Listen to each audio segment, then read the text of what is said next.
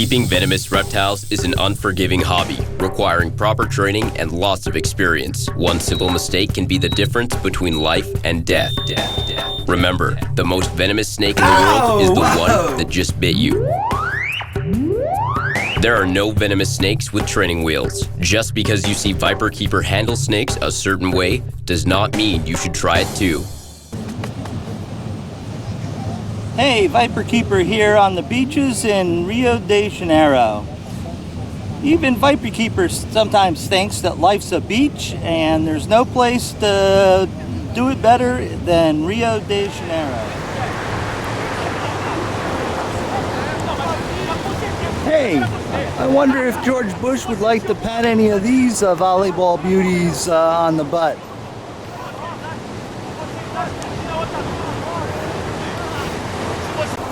Here's looking down the beach, out there in the water in the waves. There's a contingency of surfers doing their thing. Here's the skyline around the city. I am not in the bay or located on the bay where the typical Rio de Janeiro landmarks are seen. I'll show you those when I get down there a little later. But these are your typical tracts of coastal Atlantic rainforests that are left. And okay, they tried to preserve some of them, but you know, any of the animals that lived in there are basically isolated populations which will eventually suffer gene pool stagnation because there isn't you know, enough animals of the same species going in and out to keep the genes distributed and such, which is really sad. This happens all over the world. Brazil's no, I'm not singling Brazil out, but you know, this does happen everywhere. Again, you know, mankind has to sort of rethink the sizes and populations of cities and how it impacts on the local environment. You know, they get, you know, down on us, you know, okay, we have some impact too, collecting animals from the wild and stuff, but you know, it's really habitat destruction that does the most damage. Collecting some species, you know, basically, I think that zoos and universities and private collectors actually have a bigger diversity of genetics in their collections than remain in these pockets. It's really quite the shame. If I had the time and everything, I'd go up there and see what I could roust out. But you know, this is the coastal plain where is generally the home of Bushmaster, Lachesis and stuff, and you know, there's some tracks up and down the coast that are more open than this, but you know, that's why the animal's highly protected. Just my 2 cents, and just thought I would add that in the overview of my trip here to Brazil. Here's the beach from the other end, the seaward side, the strip. Downtown, we're looking towards downtown now, in that direction, to the north. Now, I also learned something very disturbing about Brazil's environmental practices. All the waste from the city of Rio de Janeiro, sewers and such, get dumped right out into the open sea. They've constructed a barrier that doesn't allow the raw sewage to sort of wash in, but they don't have sewer treatment plants. Everything just goes out to sea, you know, some kilometers off of the famous Copacabana beach. Now, I was also warned about Copacabana beach, which is the famous beach here. It's not really the the best place to hang out, because the kids, as I'm told, will steal your clothes right off of you while you're not looking. Essentially, they will. It's like a bunch of piranha. They surround you, and everything's gone, and you're left with nothing. Brazil certainly is a beautiful place to come, but you know, some areas are not necessarily so tourist friendly. Well, here's the exhibition part of the conference that I'm coming to. Some of the big microscope manufacturers and their toys.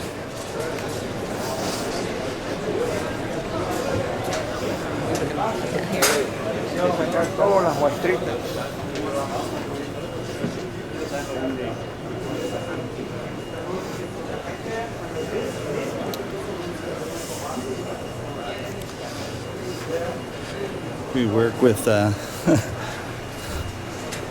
on the picometer resolution guarantee.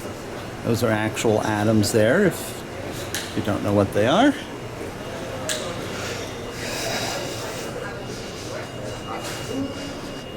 By training, I'm a cell biologist and electron microscopist. Everybody asks what I do.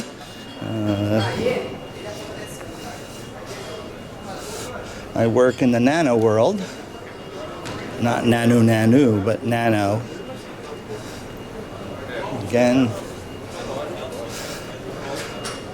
different microscope and accessory manufacturers. These are X-ray dispersive analysis equipment where you can assign a color to each element or compound that's present in materials, and you can see the distribution of the different materials within that area. Very cool stuff.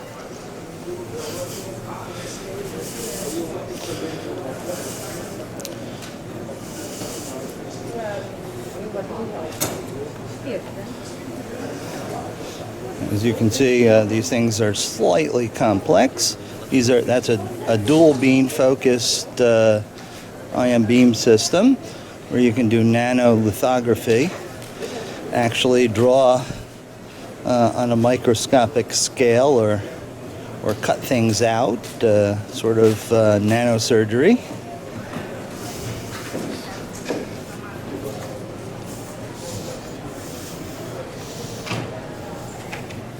And again, another manufacturer.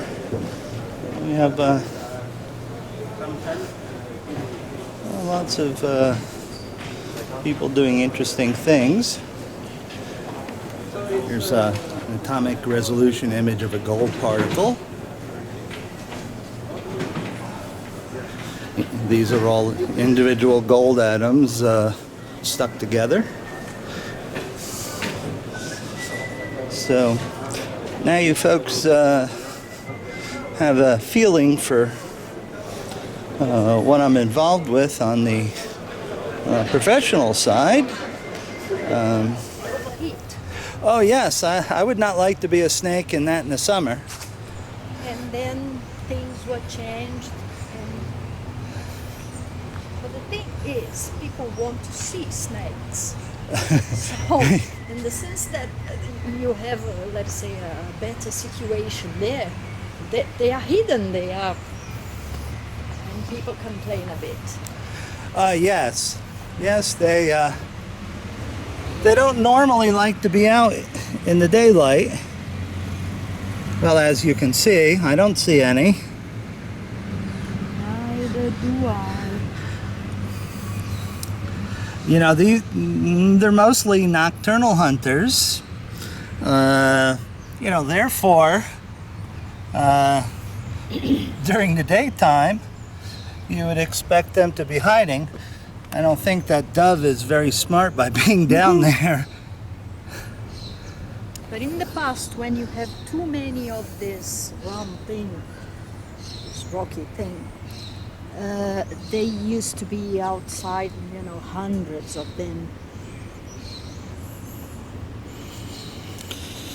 Few people now bring us snakes, so we don't have so many as we used to be. I was very lucky when I started here. All botrops, all colubrids.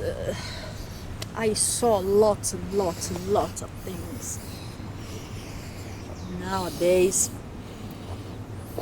even students, they stay here 1-2 years and they don't have the opportunity to see. Only field work if they accompany somebody. No, I think nobody in this.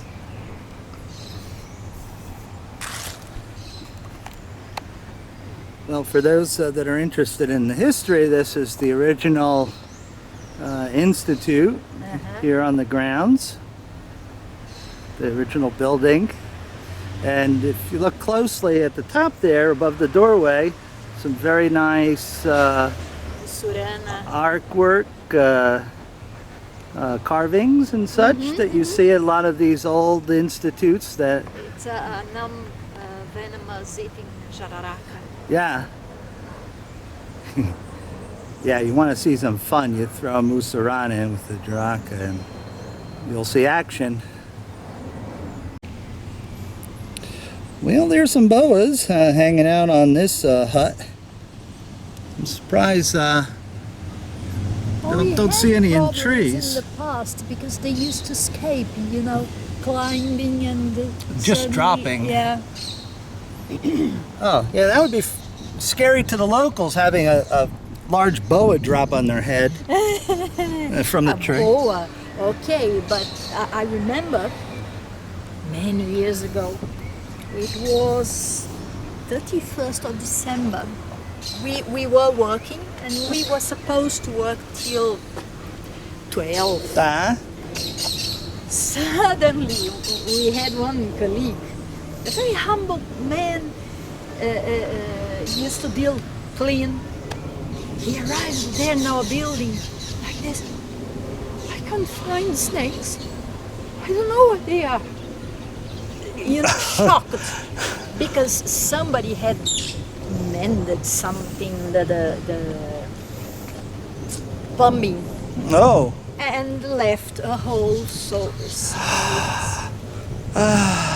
lots, hundreds. TVs, press. Oh my God! Here. Bad news. And for sure, some of them were recaptured, but not all.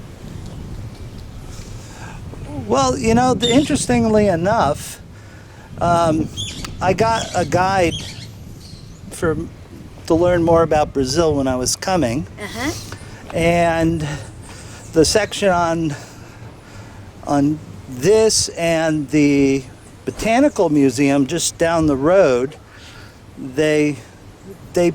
and you never like to see the word snake in a tourism book because you don't want to scare the tourists, but they actually warn you to be careful when walking there that you might step on a snake. Exactly where? Say it again. The botanical gardens, just nearby. Okay. Near the ponds or lakes in there. Yeah, you may find it. Nowadays, I think something much more difficult. Oh, there's a big one on the move. That's a rattlesnake, I think, from here. Would they put cascabels out here? Yes.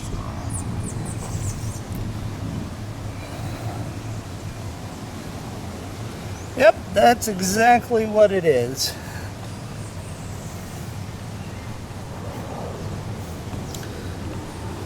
These are the infamous snake pits. Now we'll try to do this and not lose the camera. There's your big neotropical rattlesnake on a tour.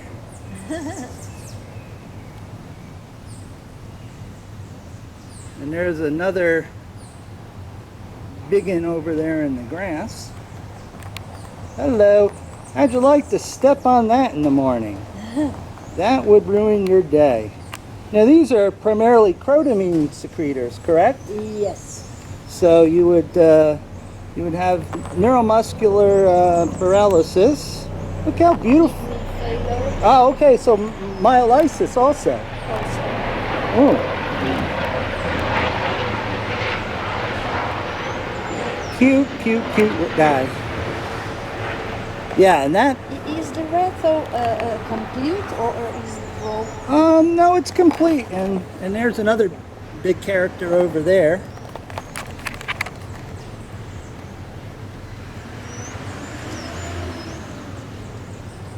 Yeah, I think mostly the rattlesnakes are diurnal versus the bothrops, which are nocturnal. Nocturnal. See, I mean, there's somebody over there in the rocks, but right at the base of the tree, Yes. we've got another one. Next to the rocks at the center. Uh-huh. There. Oh, and Another there's one. a whole bunch over there. Yes. Another one here.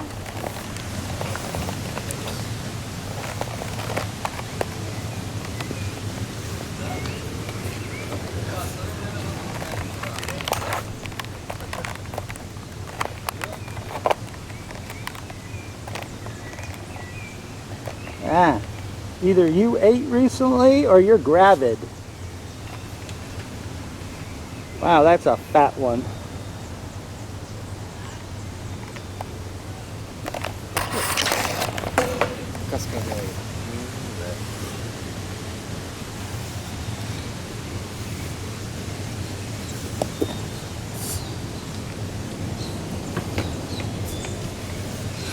Interestingly enough, no one's interested in being in the shade.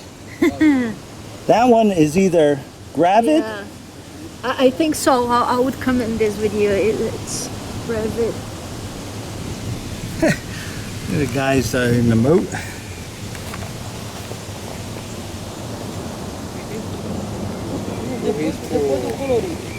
Yeah, it's a pretty guy.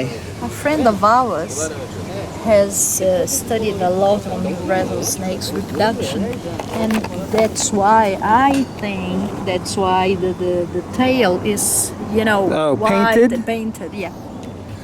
Yeah, I thought that was not a common wild marking. I was with a friend in Arizona. We were collecting for scientific study tiger rattlesnakes, and of course we would come across the number that were already tagged previously, and they had all sorts of color bands around their tails also. It's like, wow, that's a new species. Oh, look at him. He's motoring around. He's having a good time.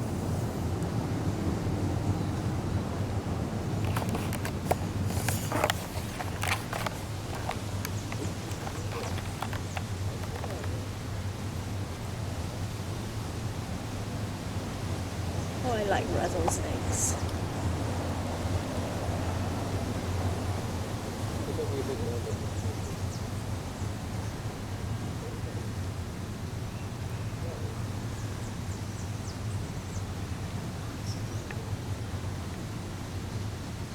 Oh, yeah.